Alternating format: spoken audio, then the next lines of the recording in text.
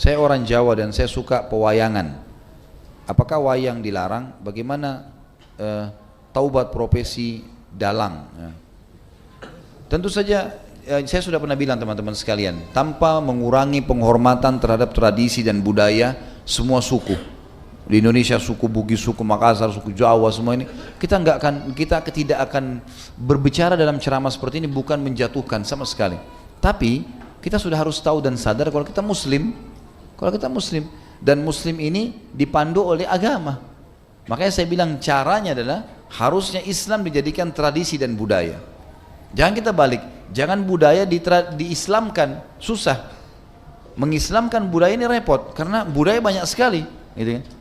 Standar yang mana yang harus dipegangi? Berarti nanti akan ada ciri khasnya sendiri. Di Indonesia ada Islamnya sendiri, di Amerika ada sendiri Islamnya. Jadi ini jadi masalah. Padahal sebenarnya Allah tidak menginginkan itu. Allah sebagai pencinta menginginkan kita punya standarisasi. Jadi Allah alam yang saya tahu lebih baik yang seperti ini. Kalau memang itu peninggalan nenek moyang kita, mungkin kita bisa kenang dulu.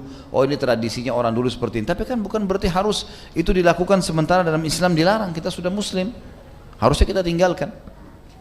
Kalau masalah taubat, ya taubat nasuha kepada Allah SWT dengan 3 syarat yang sudah kita tahu. Meninggalkan dosa itu seketika, menyesal dan janji sama Allah tidak mengulanginya. Dan kalau dia punya, maka lebih baik dimusnahkan ya. Dan berarti kata ini lebih baik dihilangkan ya.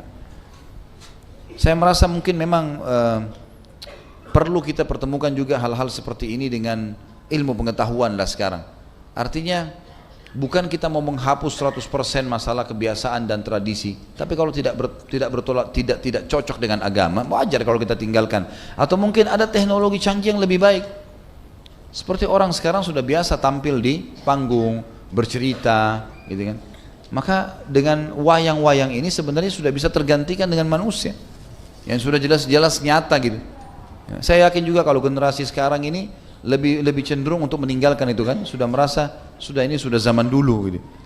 Nah, ini mungkin bisa kita tangkap secara rasional untuk meninggalkannya dengan cara gitu juga. Jadi memahami poin tadi.